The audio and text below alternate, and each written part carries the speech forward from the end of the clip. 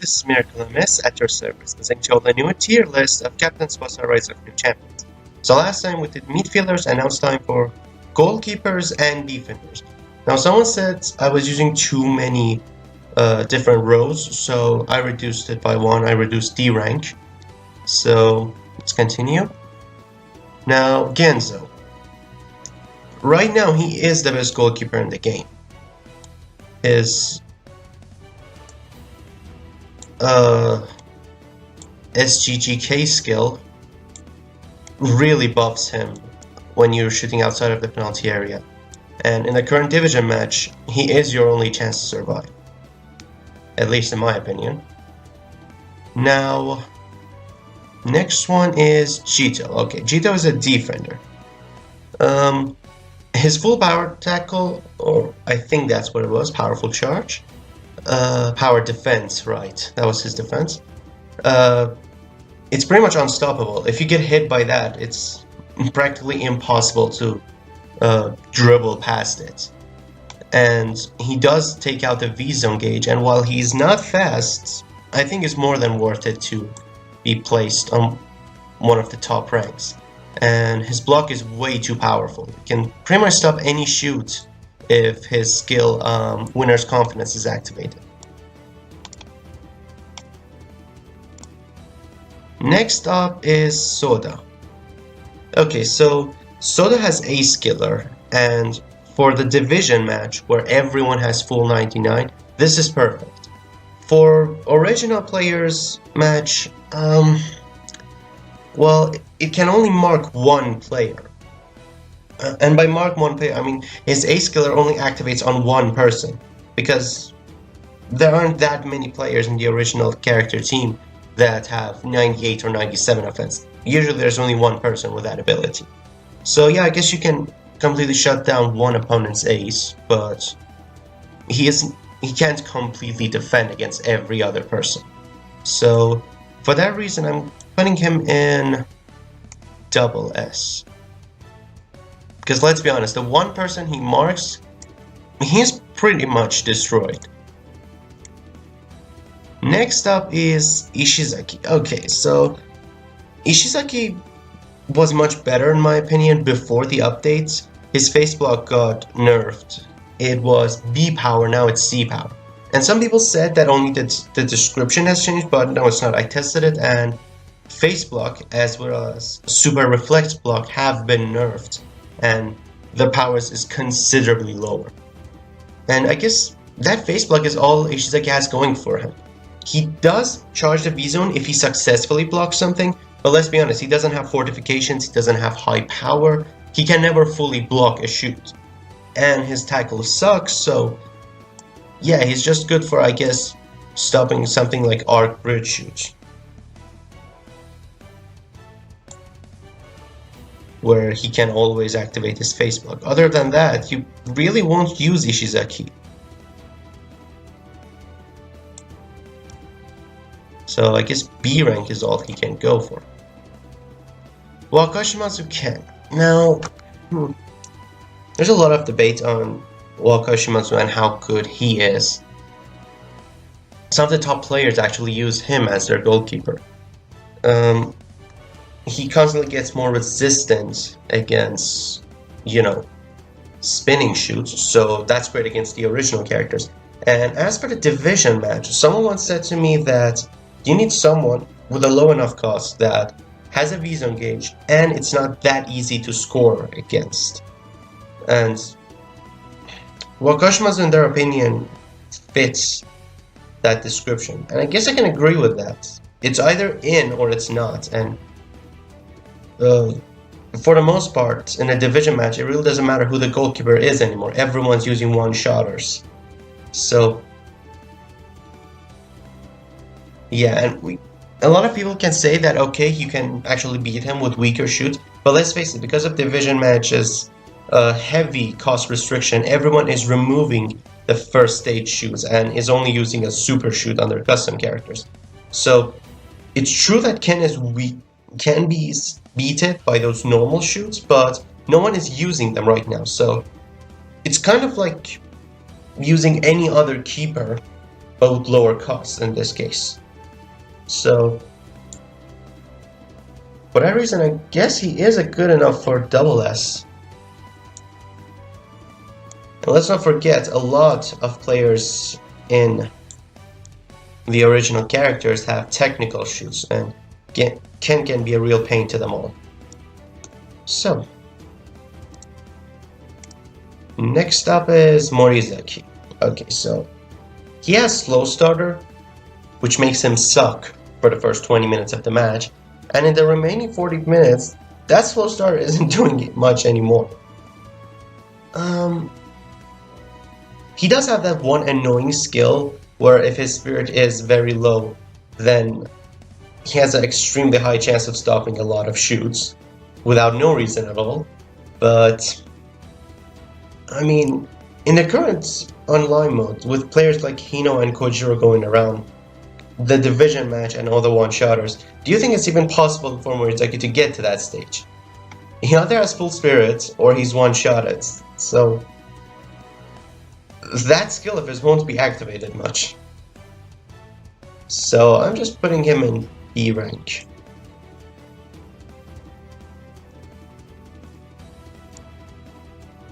Next up is Takasuki. Okay, so Takasuki has not bad of a kind of a power defense, but his power is not high enough. His block is, well, it's jumping block. I mean, the weakest possible block in the game. So yeah, Takasuki doesn't have much going for him, but he doesn't completely suck. Like if you put him in defense, he can actually defend against some people. Like I said, his shoulder charge is pretty good. So not the worst, but okay, I just vaporized Morizaki and then give it back. Hold on.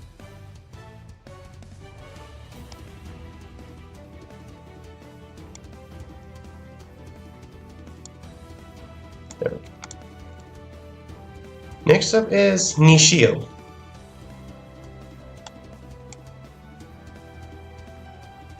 I'm gonna be fair with you guys. I don't even know who he is.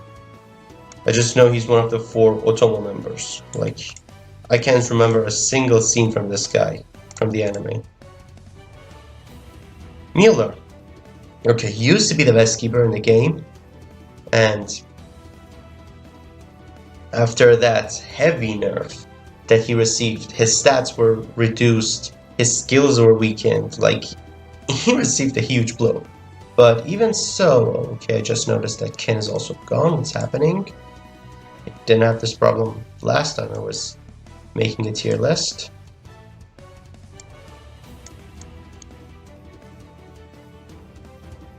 Like I was saying, Mueller was pretty strong, but then he got heavily nerfed. But even so, I don't think he's reduced to S rank. Like, S is way too low for this guy.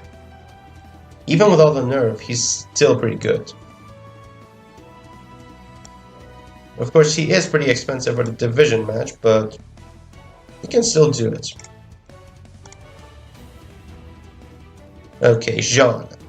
Terrifying Pursuer, along with Defense King, which is basically an improved version of Ace Killer. Along with his spinning block, the strongest block in the game, after Boonox toughness block that can pretty much stop anything. I think Jean is more than qualified to be the triple S. Like, if you have to put one player, people would usually pick either Jean or Alberto. And honestly, they have every right to do that. Dirk. We're not even gonna talk about how they changed his name for this game. That's ridiculous. Okay, so Dirk is he's got a good tackle, and let's be honest here, he was quite of an annoying defender, especially when you're playing in your hero mode. He is constantly in your face. So I don't know, he's not top tier, but it would be a pretty big insult if I put him alongside Ishizaki and Takasuki. So I'm gonna put him in A. So here we go, A.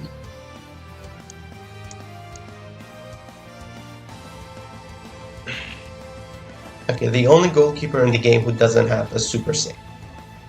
Not even a super save. I know he's good, but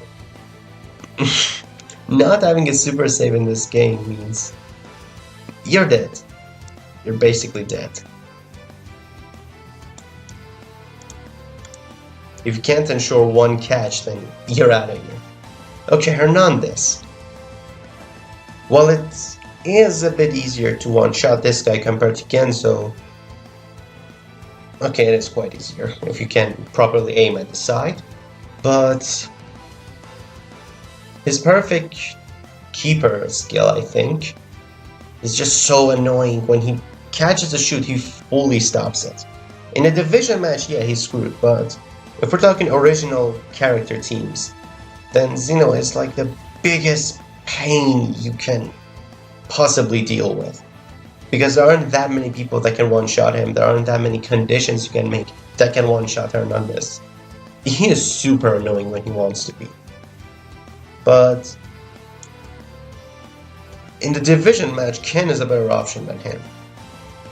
So I'm just gonna put him in double S. Triple S is, I'm just gonna put one person in triple S. I'm just gonna put Genzo there. No other keeper is in that stage. No one would pick another keeper over Genzo if they can afford the cost. Okay, Robson. I mean, he's basically something like Dirk, only he also knocks down your V-zone. So just put him one stage above Dirk for the sake of that V-zone destroyer. Okay. Next is Alberto, one of the fastest defenders in the game, with one of the best tackles. And if you're playing into, if you're making an original character team, he is going to be the biggest pain in your butt. So like, I got to experience this firsthand in the last League 1 over 8 events. Someone had Alberto, he destroyed me. I couldn't attack with either Kojiro or Hino. His Alberto alone completely destroyed both of my strikers. He's way too good. He does have a block as well, so yeah. After seeing both of my greatest aces, Kojiro and Hino, get destroyed by this guy, I'm just convinced he's a triple S. Next is Galvin. Okay. I mean, he's good, but in my eyes, he's just another Dirk. Doesn't have that many great skills or anything. Does have a block, but yeah, that's just about it. There's nothing too special about him, but again, he's not as weak as Takasuki or Ishizaki. He's way more useful. So we're gonna place him in the A. Next up is Keizinho. Okay. Keizinho can be pretty weak when you're not in the lead, but when you do get the lead, he can be a real pain to score against. He can really be a pain to score against. So,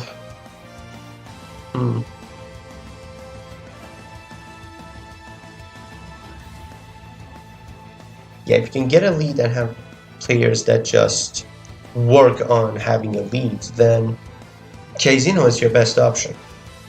Back in the day when you could actually substitute players, the best option was to put Mueller in the first half, get the lead, and then replace Keizinho with Mueller when you have the lead, and voila, you're pretty much destroying everyone. So under that special condition, he is as good as Genzo, I think. Okay, Ozwa. In a division match, he can't do anything, for obvious reasons. I mean, everyone can long shot at that point.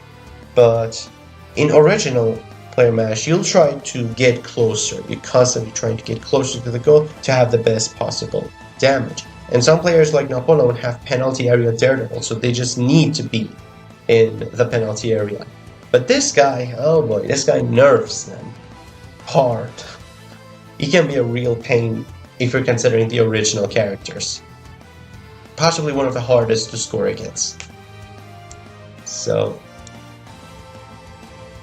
and yeah, in my how to build, in what build, I can't talk about. In that first video of my League 1 over 8 events, I explained what you should consider when you're putting a keeper in your team. I said you can only pick from 3 keepers: Genzo, Hernandez, and Ozwa. I didn't say Mueller because, well, Mueller was too expensive for that event. But yeah, okay, Boonox.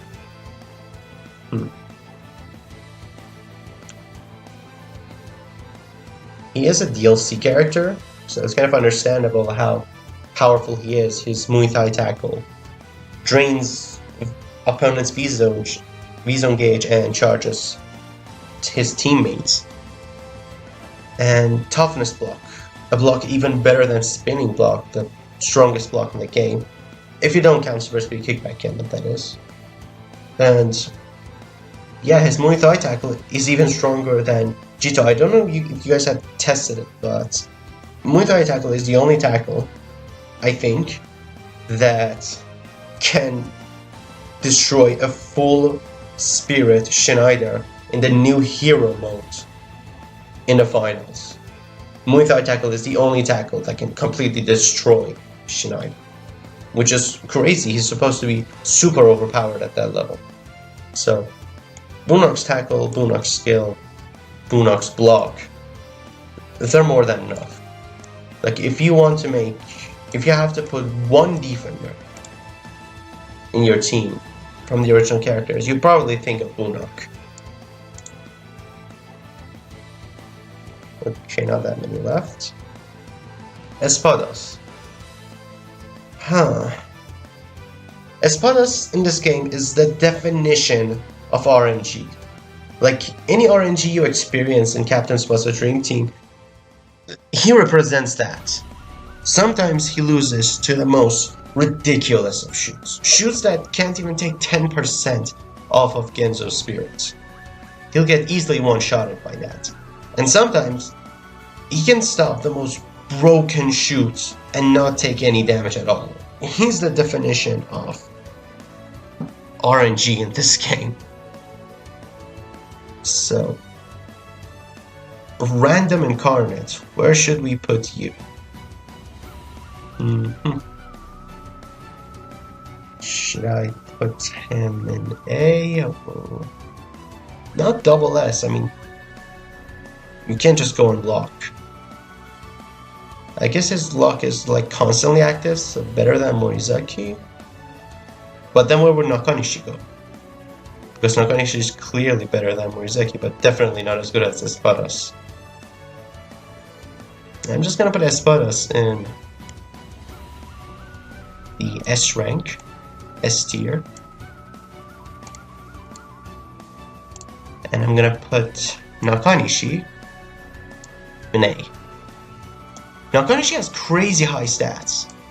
It's probably because he's a DLC player and they wanted to show him off, but he's unusually strong for a middle school player.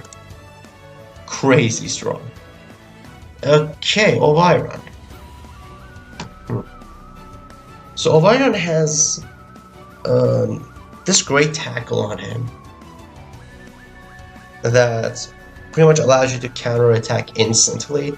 There are mixed opinions about it. I personally don't like it because it doesn't grant you any invincibility. Like, every tackle, when you succeed in using it, has a temporal invincibility no matter how short it is. It exists. For Ovarion, that doesn't exist. His tackle does not have any invincibility after success. But I don't know, at the same time, a lot of people defend that skill of his and say that it's perfect for a fast-paced match's counterattack, which I can agree. It's actually really good for that. So, I don't know, he's not in the double S stage in my opinion. But, and I have dealt with Ovarion quite a few times in online mode. He is pretty decent, but not that many use him. And the fact that not that many use him, it means he's not that good. He's not as good as they say he is. Maybe his tackle alone is good for a custom character, but yeah, I don't think. I'm just gonna put him in S rank. A good defender, and he does have good and high stats because he was a DLC, obviously. So he needed to have some high stats for himself. But yeah, that's what we're going with. And the last one is not save the best for last. Like I'm having a meltdown. Where should I put this guy? Triple S. Yeah, he's triple S.